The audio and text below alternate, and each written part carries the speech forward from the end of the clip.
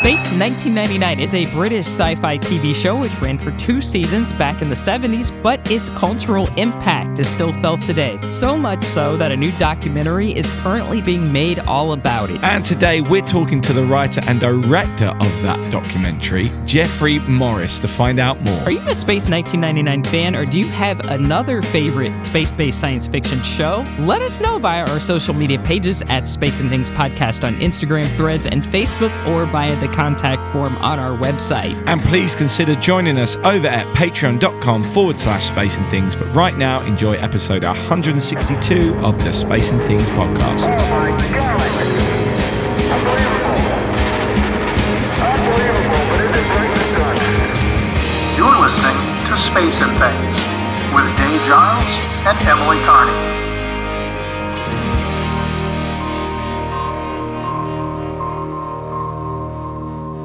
I'm Emily Carney. And I'm Dave Giles, and welcome to episode 162 of our podcast. How was Huntsville, Emily? How was the Skylab 70s show? It was awesome. Yeah, I had a great time. I got to see some of my favorite people there. I got to see David Hitt. He was the MC of the show, and he did an awesome job. In a beautiful gold jacket. Yes, and a beautiful outfit. He also had a Owen Garriott mustache, which sent me. It was beautiful. Yeah, I got to see Dr. Joe Kerwin and Dr. Jack Lausma, Nice. and they've all been on our show previously, which is really cool. It was a wonderful party. A lot of my friends were there. We just hung out, had a great time, ate some nice food, and it was awesome. It was definitely worth going. And Huntsville is always awesome, even if nothing is going on there, even if there's no event, just because I always like to get a hotel room. You look across the way and there's that big Saturn V. It's just incredible. It never gets old. You never get like tired of seeing that. Like I'm like, man, I got to see this ugly old rocket again. You never get tired of that. It's always like, wow. It's the first and the last time you see it. You're always like, this is awesome. So I loved it. I had a wonderful time, and I wish I could have stayed longer. It was awesome. Huntsville is just incredible. If you haven't been to the U.S. Space and Rocket Center, I highly recommend you put it on your list. It's incredible. They have some amazing artifacts there. And if you haven't seen the Saturn V there, you've got to see it. I mean, as somebody who wasn't alive during the Apollo moon missions, you have to see it. I mean, it's just like, wow. Like I said, never gets old. I'm still recovering from traveling because I'm old now, and travel doesn't hit the same way it used to back in the day. Travel's a little more arduous now, but no, it was amazing. I had a wonderful time. So yeah, Excellent. It was awesome. Right. So, shall we crack on with this week's main feature then? Absolutely. Yeah, let's talk everything Space 1999. Yeah, so for those who haven't watched it, Space 1999 is a British science fiction television series that aired from 1975 to 1977. As the title may suggest, it's set in the year 1999, and it follows the adventures of the inhabitants of Moonbase Alpha, a scientific research facility on the moon. After a massive nuclear explosion pushes the moon out of Earth's orbit, the base drifts through space, encountering alien civilizations and facing various challenges while trying to survive and find a new home. The show was the brainchild of Jerry and Sylvia Anderson, who are, of course, famous for Thunderbirds and Captain Scarlet, but Space 1999 was a live-action show. There's a new documentary being made called The Eagle Has Landed, all about the Eagle transporter, which is an iconic spacecraft from the TV series Space 1999. It's a versatile moon-based utility vehicle used for exploration, reconnaissance, and transportation of personnel and supplies, recognizable by its distinctive design. Even those of you who probably may have not seen the show probably would recognize the spacecraft. The Eagle plays a crucial role in the show, enabling the Moonbase Alpha crew to navigate space, encounter alien worlds, and tackle various challenges while stranded in the cosmos. The Eagle has become a cult icon and is fully deserving of a full-length documentary. So we're thrilled today to be talking to Jeffrey Morris, the writer and director of the documentary. So let's find out more. Grab your flight controls and hang on. Here comes the Space and Things podcast. Hello, Jeffrey. Thanks for joining us. So let's start from the beginning. So along with Space 1999, what made you a spaceflight enthusiast? I know you love Skylab, for example. Oh, yeah. Oh, yeah. I love some Skylab. I was sort of a different child. I must have been about 2.5, 3 years old. And, I saw on the television the Saturn V. I was born in 67. So I wasn't really cognizant for Apollo 11 or anything like that. But it's probably Apollo 14 that I really started paying attention. And I saw this and I sort of became obsessed with it. And it was as a very small child. I knew the names of all the astronauts. When I was in kindergarten, I was the space reporter for my class. So I would watch Nice. all the transmissions from the moon and stuff. And I'd come back and tell my friends about, what they were doing and everything. So I don't know. I got the space bug really, really early and I was very, very interested in it. I thought Skylab was the coolest thing ever. The idea of a space station up there and then staying up there for those longer durations and everything, And so I was one of those kids who went to the library. My mom took me to the library pretty much every single week. And I would check out all the NASA books and books on space over and over and over. And I'm sure other people who wanted to find those books in the library couldn't get them because I was always bringing them home. So, that's what started. Early 70s, I became obsessed with Apollo. So let's talk Space 1999. So that premiered and ran on television during the mid-70s. So out of a sea of many other science fiction franchises, including Star Trek and Battlestar Galactica, for example, what captivated you about this show, especially the Eagle spacecraft? Well, it's interesting you mentioned those other shows. So I was an avid Star Trek fan. I watched reruns of the original Star Trek every day after school. That was a big deal to me. But the issue with Star Trek was it was set 300 years in the future. There was something about the fact that it seemed kind of unattainable. It was really cool, but it didn't feel like it pertained to me or the people I knew of my generation. So I think when Space 1999 came around, I remember seeing the very first previews for it. And I was blown away because the Eagle, they showed it in the preview. And I'm like, I see the spaceship. I'm like, what is that? And the idea of this ship that had similarities to the LEM, that was a big part of it. And I think that the idea that it was on a moon base, which is obviously we were going to the moon, and right. And so this is coming along just a couple years after the moon landings. It was like, my gosh, this is 25 years from now. I could be flying that ship. I could be on that moon base, right? And so there was something about the connection directly to us and to our time, and it projecting into the future. I think that's why Space 1999 resonated with me more than some of the other sci-fi shows. So The Eagle Has Landed will feature interviews with many spaceflight and science fiction legends and has a pretty awesome crew. Now, full disclosure, I am one of its associate producers. So how will these contributions, you think, enrich the documentary? Well, going back to the Eagle, because I kind of spoke about Space 1999, but the Eagle itself was such an amazing design, and it really did feel like the extension of the reality of the time. So one of the things that I want to do with this documentary is I don't think you can contextualize Space 1999 and the Eagle without going back and talking about real space travel, what was really going on with space exploration, kind of leading into it, because it obviously had to have a connection point there. So one of the things that I'm doing, we're Charles Duke, lunar module pilot for Apollo 16, is going to be part of the project, which is really exciting to me, because Apollo 16 was probably my favorite mission when I was a kid. As a matter of fact, I have this great photo we're going to show it in the documentary where I had recreated the Saturn V on the launch pad with the gantry and everything in my bedroom the night before launch. I'm going to actually show that as part of the documentary. Something we're also trying to do here is we obviously have a number of the actors who were in the show Space 1999, Barbara Bain, Nick Tate. I have some visual effects legends like Brian Johnson, who was the designer and creator of the Eagle.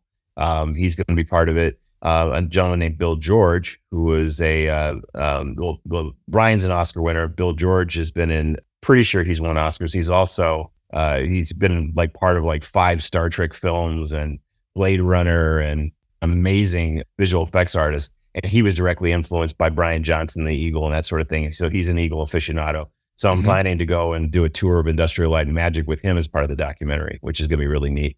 There's some other people that we're looking at and talking to that are some very, very big name celebrities, but we're still working on that. So I can't quite announce it yet, but if we get them, it's going to blow people's minds. So amazing. Yeah. That's awesome. That's awesome. That's so exciting. Yeah. Is exciting. So we've had a couple of questions from our Patreon subscribers. Toby Jeffries from Manchester has asked, and this question has been seconded by Don Irwin. I don't think I've seen that on our Patreon before, but anyway, he said, how much science went into the design of Eagle? A few things look lifted from space rocketry. It always looked a good mix of functional design with some really cool touches, and all of that before Star Wars, he said. Yeah, I mean, absolutely. I mean, that is a really interesting thought, right? The Eagle came along at a time sort of post 2001: A Space Odyssey, right? It was directly inspired by the moon bus in 2001, but they definitely looked at NASA hardware. Brian Johnson did when he was designing it. They looked at the Gemini capsule, and obviously you have these Apollo style rockets in the back, and then you have the RCS thrusters and everything. It literally looked like it was influenced by NASA technology. And if we took the limb and you had a grandchild of the limb, it was the Eagle. It felt like, Now, obviously, there are some things that they depicted it doing in the show that are scientifically implausible, right? I mean, you couldn't have flown that into an atmosphere. They showed it flying around in atmospheres. They showed it doing a lot of things. I mean, it was traveling at a quarter to the speed of light. I mean, there's a lot of things there that were a bit of a stretch. But I think what I think people like myself and so many of us love about it is it's still, unlike the Millennium Falcon, which is a cool looking ship, you don't really understand how the Millennium Falcon would actually work in space. The Eagle, you can look at it and go, okay, I get it. I can see how this thing, it has actual aerospace elements to it, hardware. So it definitely was an influence. This is now a very good follow-up. John Wisenhunt has asked, how do you respond to critics who say that Eagles went to planets that they should not have been able to fly? And I guess that goes into the other things you said. I say to critics, they're right. I think they're 100% right. There is no possible way the Eagle could have flown into an atmosphere. I mean, there's so many things about it that obviously are fantasy elements, right? Is that sort of thing. They were doing things with it that they just couldn't have done. I think, if I ever got a chance to do a reboot of the series, I would try to come up with an atmospheric version of it or some sort of an aeroshell that could go around it that allows it to, to go into an atmosphere safely, that kind of thing. I mean, but you'd have to do that if you're going to stay within the realm of actual physics. So I respond to critics by saying they're right. Has there ever been any talk of a reboot? There was a look at it around 2012 that didn't come to pass. It fell apart. And I've actually pitched the IP holders ITV a couple of times. It got really close the second time, actually. And I think there's still, who knows, there still might be a possibility with it, to bring it back in some form. I think that one of the things this documentary will show, we're recreating visual effects. We're doing things with modern technology, but we're doing it as an homage to the original effects. You can see what this could look like if it were to become a new TV show or a motion picture. And it's definitely part of it. We're actually rebuilding some of the sets, the Eagle interior for this documentary at Pinewood Studios, which is going to be really cool. I'm excited about that. I think if there's going to be some sort of a case study on whether or not this would work, I think this documentary is it. Awesome. Okay. So the Eagle has landed, seeks to connect Space 1999's moon-based science fiction to past, present, and future spaceflight accomplishments. For example, the current and future Artemis program aims to establish more long-term lunar habitation. So how does one connect a 1970s science fiction show with a cult following to the Artemis program? How are there parallels? Oh, well, there's a lot of connections. The whole fifth act of the documentary is really about talking about current space initiatives. So, I have a gentleman that's going to be part of the project, Aldo Spadani, who is a aerospace engineer. He's also been a Hollywood consultant, amazing guy, good friend of mine. And Aldo and I are actually going to, we're going to explore the science of the Eagle and whether or not it would actually work, which will be fun. But then Aldo and I are going to be doing some tours. We're planning to go to the company Dynetics in Huntsville. Awesome. And where we want to get a really good look at the Alpaca lander, which kind of has some Eagle similarities to it. It's like, let's see a real life Eagle. Think about it this way. You've got Apollo and you have Artemis, and in the middle you got Space 1999. That's kind of how I see it. And the love of the Eagle, the love of this moon base and that sort of thing, it kind of kept the flame alive for that 50 years. That's a big part of what we're talking about here. I think this documentary, even more than the Eagle, is about the fact that the dream of going to the moon, the dream of walking on the moon, the dream of living on the moon. Space 1999 illustrated that in a way, right? So you had the real Apollo missions and you had this science fiction version of it. And now we're getting ready to go do it for real. So I think there's a very solid through line between Apollo, Space 1999, Eagle, and Artemis. And that's what we're going to draw in this documentary. As we both know, some of Space 1999's storylines were a little bit fanciful, but that's okay. So, but it does have a cult following and a fandom, obviously. I mean, there are tons of people out there who, love the show, who remember the show from when it was, first coming on and things like that. So what do you think its legacy is in both, real spaceflight and pop culture? Well, I mean, I know people who are aerospace engineers and scientists who have said, watching Space 1999 inspired me to want to go into an aerospace vocation. I think that's part of the legacy of this, right? I mean, and it is interesting because, as you say, the story gets a little crazy. I like even as a child, I have to admit, as much as I loved that show and I liked the characters, I was a big fan of the three lead characters, especially Barry Morse's Victor Bergman, the professor. I thought he was such a great character. This kind of pre-ageism. It's like we have all this ageism nowadays. It's like, if they recast those characters now, they'd all be in their 20s and 30s. Even though he's like a professor, he'd be like, 22 right, or he'd something. Be 28, and he was a genius. He was a genius. A troubled genius that would be nowadays. But yeah, the fact that these people were consummate, intelligent, critical thinkers, professionals. I thought they were tremendous role models. That was so cool about them. So it was like you had these scientists and engineers and astronauts, and they're on the moon, and then this crazy thing happens, and then they're suddenly challenged. Their skill set is challenged by the circumstances that they were running into. I think that's fascinating. I struggled with aspects of the show, and I don't blame people who see it also. There's two sides to it, right? There are people who are like, man, the moon could not get blasted out of Earth orbit. Completely agree. When I saw that, even when I was like, I watched that show, first saw it 7, 8 years old, I was like, wait a minute. The moon got blasted out of orbit. And I'm like, I think if you had that basic understanding of science, you go, to have the moon leave the Earth's gravity well. Okay. Then have the moon leave the sun's gravity well. Okay. Then the moon travels to other star systems in a matter of days, and then slows down, goes into orbit around planets, or passes planets long enough for them to go have adventures. They come back to the moon. The moon somehow speeds up again, and it's insane. It's insane. I don't know, and I don't mean any offense to anybody. It was the 70s. Yeah, but it was the 70s. I liked right? the show. It was the 70s. Yeah, it was a different time. Wow. Yeah, that's a heck of a premise, and I don't fault anyone who saw that and said, I don't buy this. It's almost like someone saw the moon base in 2001, and then they saw Star Trek, and they said, how can we put these together and make them into one show? It's that, so that's my response to that. Here's a confession. I've never watched the show. Okay. But I obviously watched your Kickstarter trailer earlier, and then went and had a little hunt around online and caught a few little bits, but I haven't seen it all. It's now on my list of things I'd like to do. And one of the things that struck me, and I know this is post original Star Trek, so I know there was already a blueprint, but again, it struck me that it was quite a diverse crew. Oh yes, absolutely. No, I think it was a lot more diverse than Star Trek.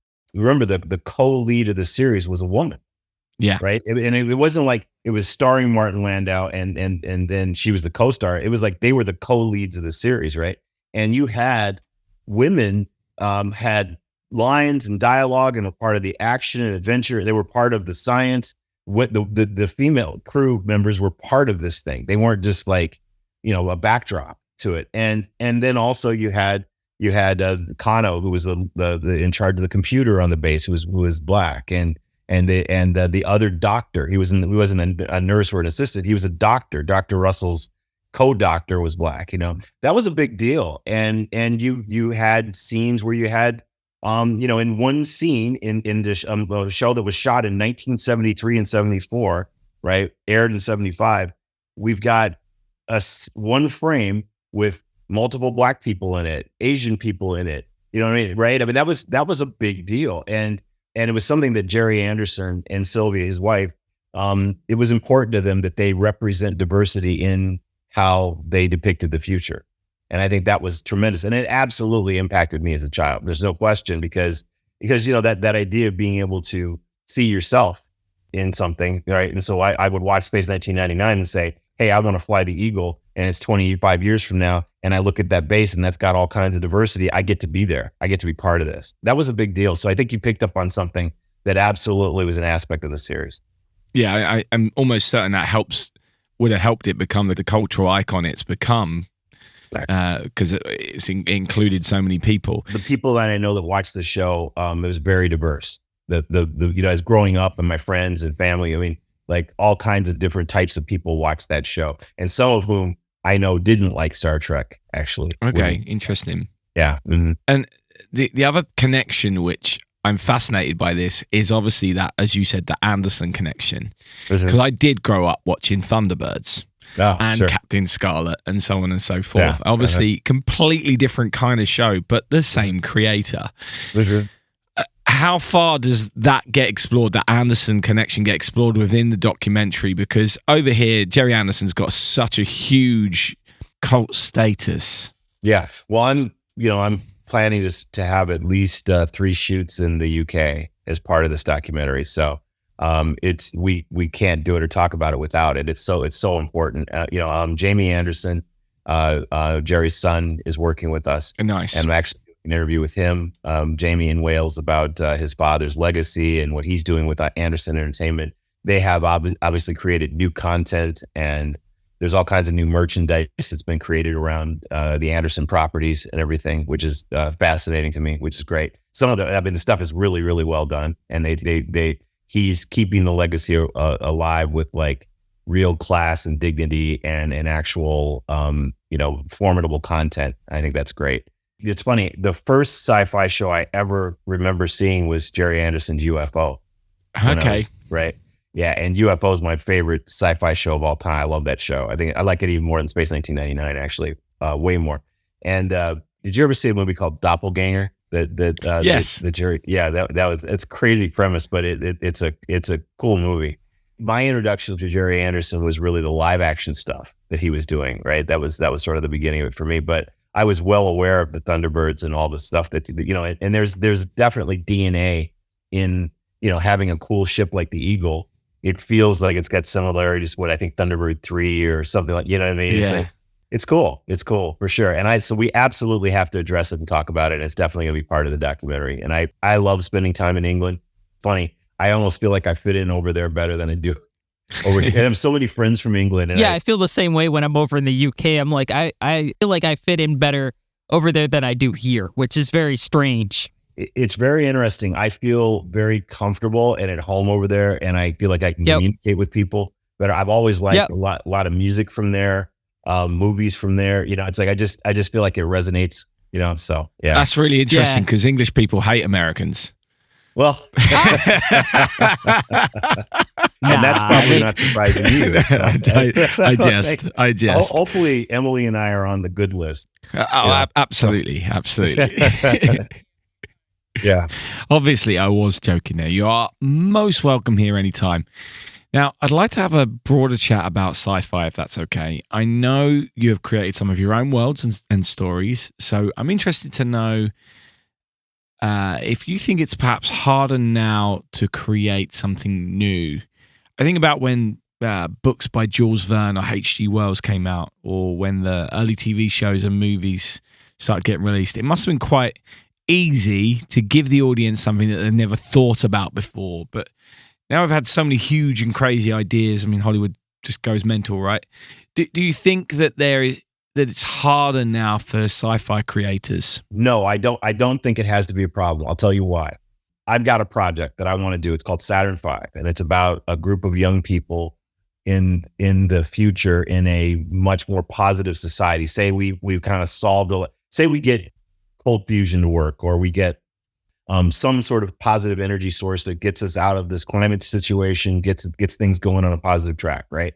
And then imagine that we're 50 years on and we've suddenly we have a spacefaring civilization and things are really positive, but yet you start to find out that maybe there's some other economic aspects going on, things going on out there. But I want to tell a story about the solar system. And the reason why I'm going to answer your question, but my point is there are so many moons in this solar system that are fascinating. There's so many things in our solar system that people would blow people away based upon real science. Literally, if we did an episode of a show where you land on Titan and you get to see the environment of Titan and just base it on the real data that what we know exists on Titan and use today's visual effects to depict it and have some interesting characters who are on Titan dealing with that, I guarantee you we would blow audiences away. If we went to Celestis and we discovered that there are actual organisms in the geysers that are being sprayed out into space, right? And we discover there is life under there. There's life on Europa potentially, right? All these moons with subsurface oceans, right? Pluto has a subsurface ocean and it's warm and it's like, this is crazy. I was talking with Alan Stern about this and we were discussing that there's a good possibility there could be organisms on Pluto.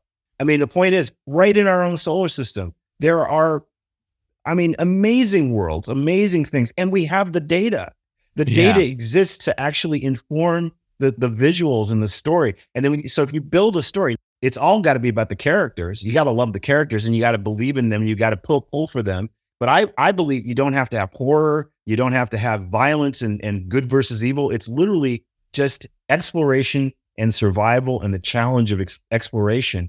I think you could build amazing stories around that. And I just think no one's doing it. No one knows how to take the risk to do it. And I've been out here trying to pitch this stuff for years and it's a struggle because what happens is when I go pitch something like this in Hollywood, they don't have enough of a science background that they understand the magic of the reality of what's out there. So to them, science and science fiction, it's like a game of telephone.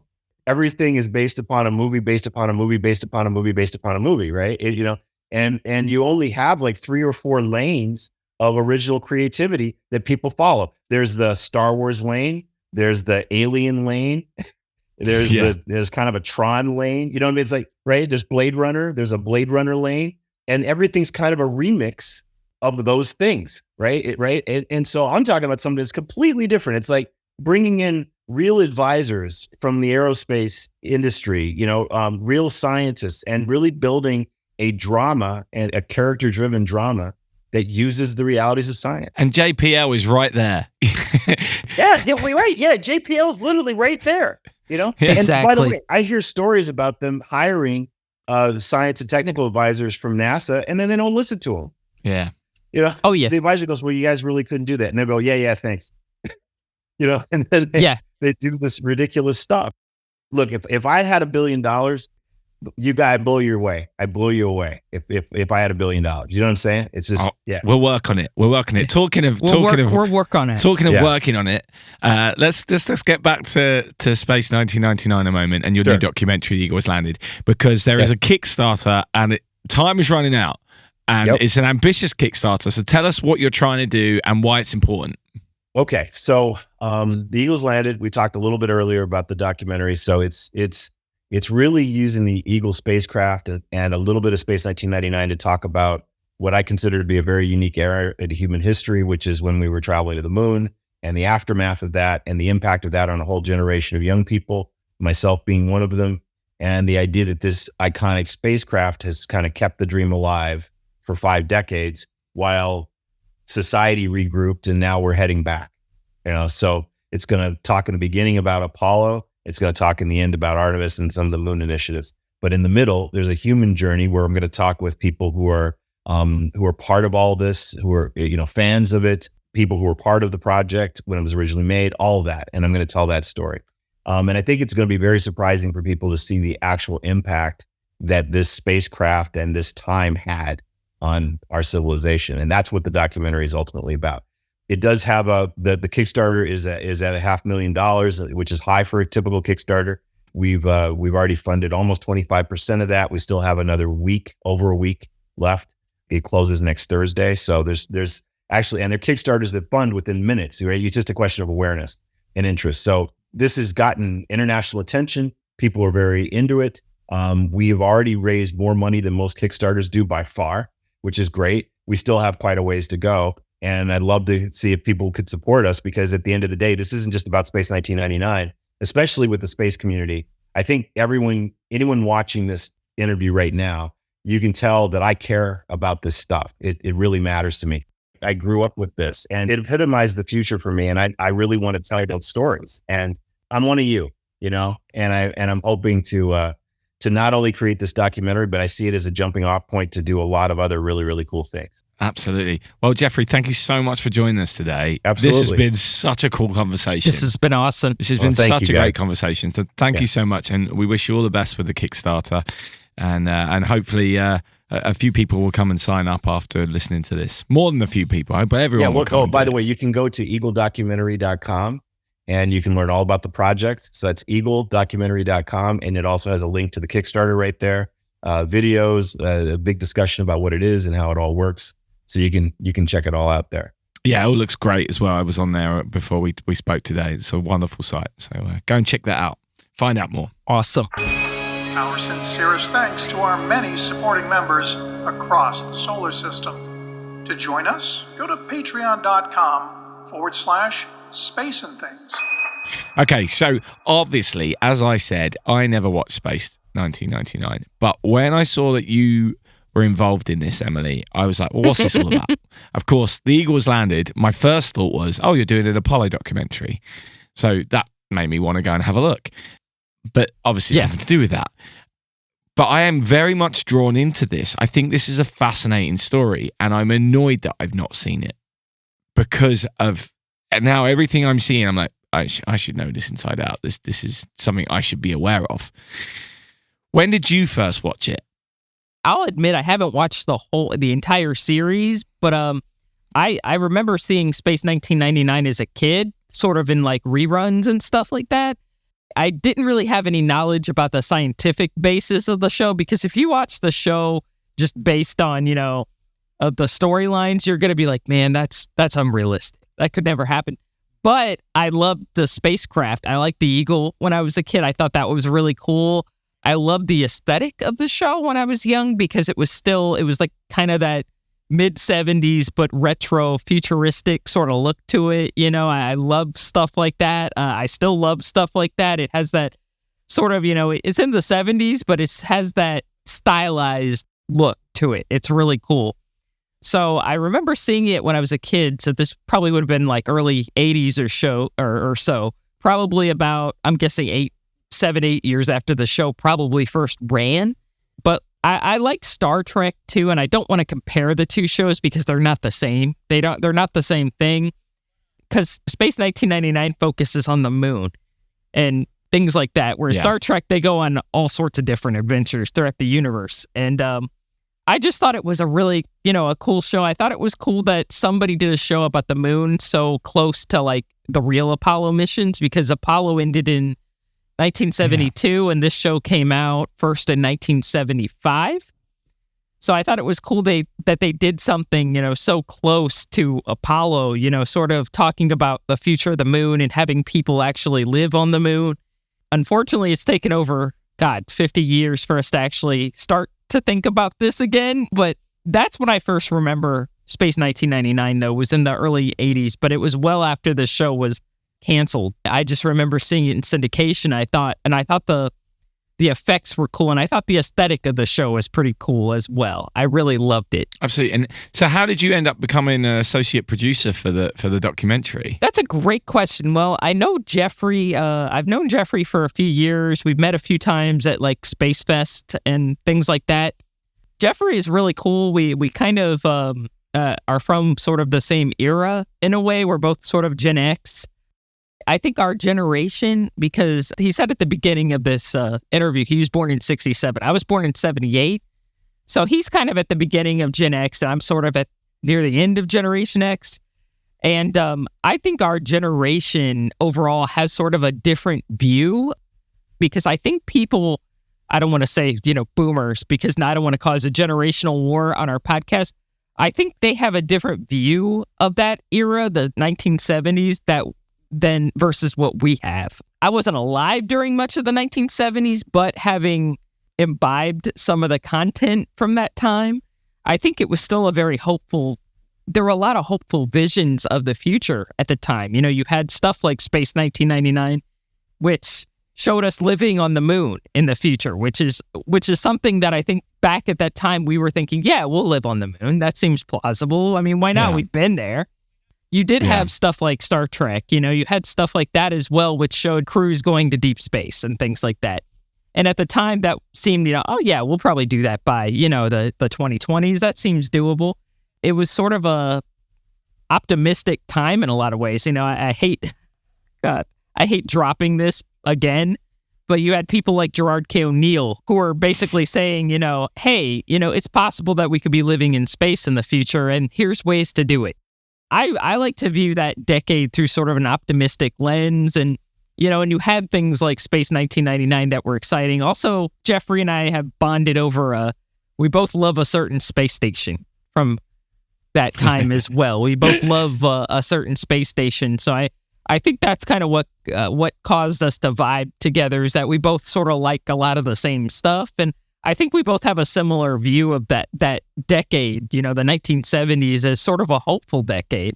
It's funny because a lot of people from the generation before, a lot of people from the, you know, the baby boomers would probably say the opposite. You know, they would say, oh, we stopped going to the moon and it was horrible and that decade sucked and stuff like that. But I don't know. I tend to view that decade through a different lens. I mean, like I said, it wasn't perfect. I think no time, if you look at any period of time, there's a lot of criticisms you could have about the leadership of that time or whatever about that era. But I think the 70s, you know, people were looking at space exploration like, oh, this is something we could really do in the future. You know, this is something that really has a lot of potential to help humankind. And I think that's how we see spaceflight. I'd love to see people try to live in space, you know, and like Jeffrey said in the interview, you know, that the drama is going to be just from trying to live in that environment by itself. You don't need aliens, you don't need explosions, or you don't need anything. I mean, the drama is, oh God, how am I going to fix my spacesuit? I got to go outside and do something, you know, I got to fix this component, but my spacesuit is having issues. How do I fix that? You can't just exactly go to Amazon on the moon. Can't just be like, oh, I'll order a new spacesuit. Absolutely, yeah. You can't do that on the moon. You can't do that in deep space. You know, you gotta yet. Yeah. I'm sure Jeff will find a way. Yeah, exactly. You know, I'm sure one of the space billionaires are going to find a way to do that. It would be nice if that were possible. And I think NASA and other contractors are trying to make that a reality, because I know they have 3D printers in space now. Mm-hmm. Still, I think the drama that comes from space, like Jeffrey said, is not from, you know, aliens or something like that, because I feel like a lot of sci-fi tries to be like, oh, and there's an alien. Like, you don't really need that. Part of the drama is just learning how to live in a place and learning how to take care of yourself in a place that you don't really have a lot of resources. I hope that answered the question. That was kind of a very roundabout way to answer the question, but I think Jeffrey and I see things kind of in a similar vein, if that makes sense. I think that's why he asked me to work on the project. Yeah, absolutely. So yeah, I'm fascinated by this project. I really hope it succeeds. So of course, as always, there will be links in the show notes. And Jeffrey said some of the links as well at the end of the interview there. So please do go and check this out. Also, I really enjoyed our conversation there about sci-fi, and I'd be really interested to hear more from our listeners about their experiences of sci-fi, what they've liked about sci-fi, what they liked about it in the past, where it is now, what they'd like to see in the future. Because I think it's certainly a huge part of being a spaceflight nerd is that you are also interested in the extreme ideas of what could happen, which ultimately gets played out within sci-fi. I think there's a lot of cool conversations to be had here, and I'd like to have them. So please do let us know your thoughts as well. Get in touch via social media or the contact form on our website, and let us know what you think. Now, if you're a Patreon subscriber or you become one, we have a really good bonus question this week with Jeffrey. A whole part of the conversation I had to cut out for time reasons, but it's a good old 14-minute chat about Star Wars, and potentially the subject we talked about could be an episode in itself. So if you want to hear more from Jeffrey and want to hear some controversial opinions about Star Wars, then head over to patreon.com/space and things and sign up or log in. Are you over the moon about this this podcast, it's not just a phase. You're listening to Space and Things.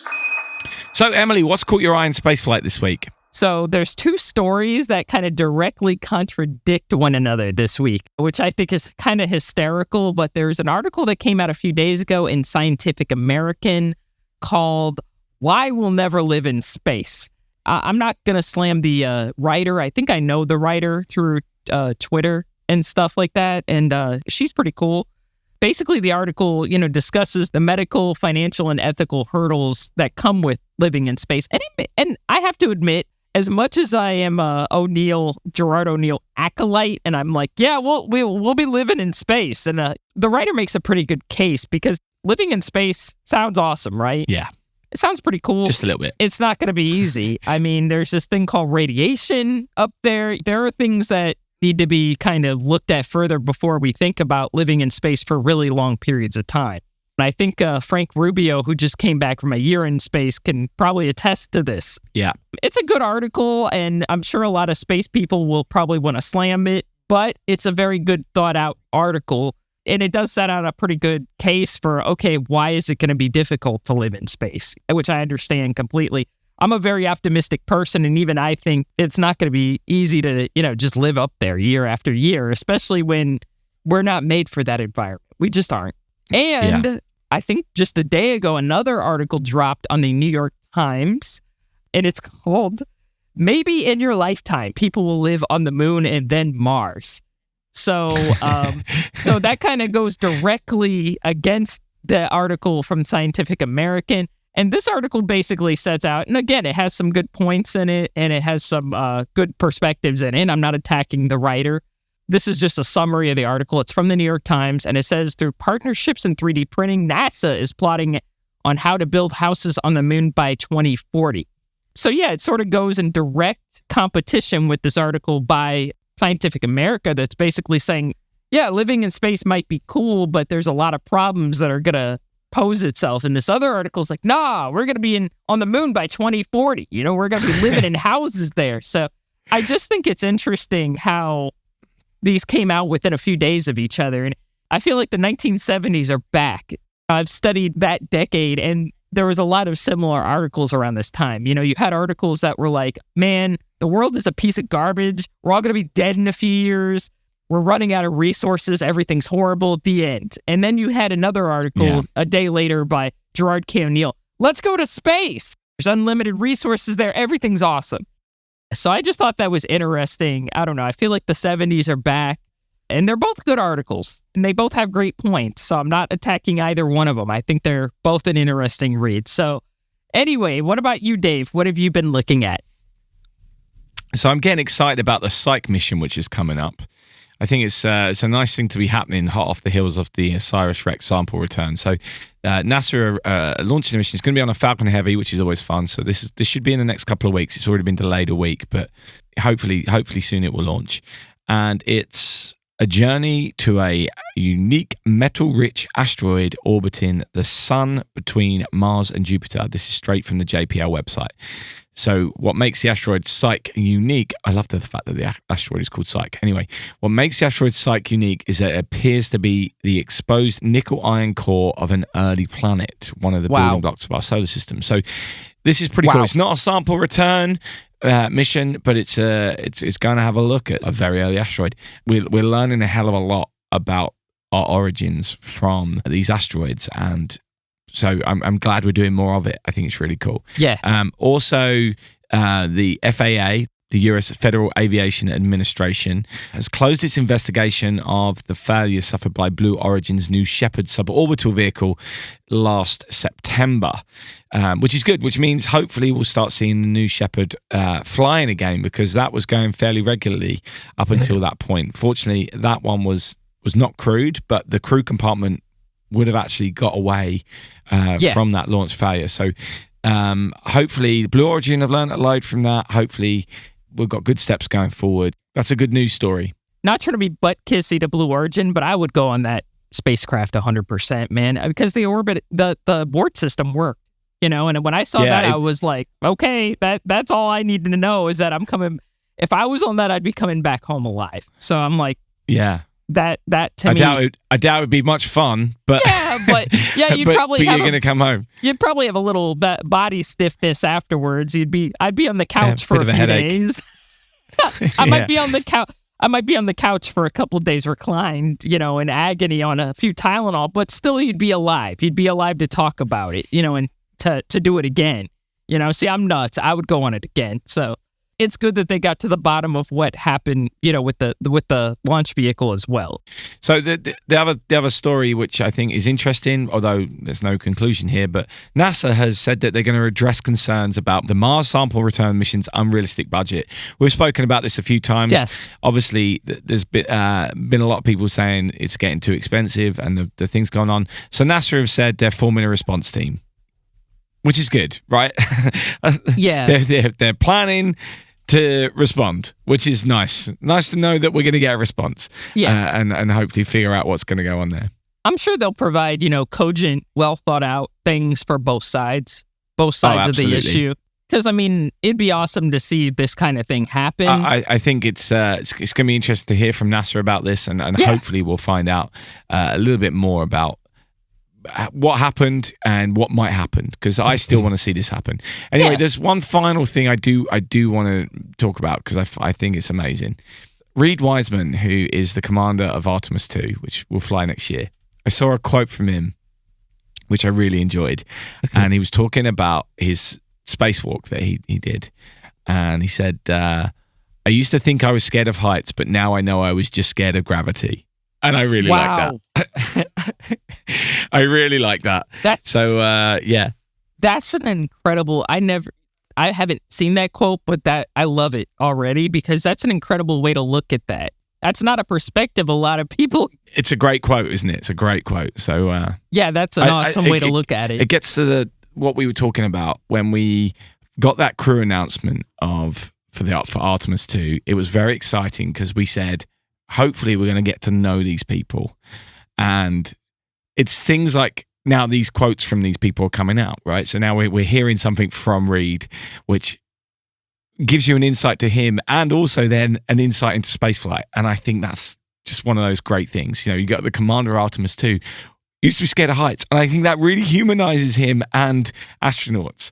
I know we spoke to Mike Massimino before, who was also scared of heights and became an astronaut, but I just love it. I just thought it was a great quote, and I wanted to share it. I thought it was something worth sharing today. It is something worth sharing. Now he's going to the moon, which to me is awesome. You have somebody who was afraid of heights, and now they're headed to the moon. It does humanize him, because it makes, I'm scared of a lot of things. So now I know that, makes me a little hopeful that, maybe I could overcome that, But hopefully they don't have like spiders in space. Yeah. I think they got burnt up when Skylab came home. Anyway. Yeah. Rest in peace. Rest in peace. Streaming from Earth's northern hemisphere to the solar system and beyond, you're listening to the Space and Things podcast. So, thanks for joining us this week. We hope you enjoyed the podcast. This may have been an episode about a TV show that you've never seen, but if you fit into that bracket, and I fell into that bracket, hopefully it'll make you want to seek it out, or at least you got something out of our interview today. I know I did. So, we quite like the idea of doing more sci-fi based episodes over the next year. So we've obviously talked about Star Trek before, and of course For All Mankind. So let us know if you're interested in this kind of thing, and what shows or movies you think you might want us to talk about. Yes, thank you all for your support. We really do appreciate that you listen, and all those who continue to support us financially as well by signing up to Patreon, donating, or buying some merchandise from our website. It really is very humbling, and we thank you sincerely. But don't forget, in space, no one can hear you mean. This has been the Space and Things podcast with Emily Carney and Dave Giles.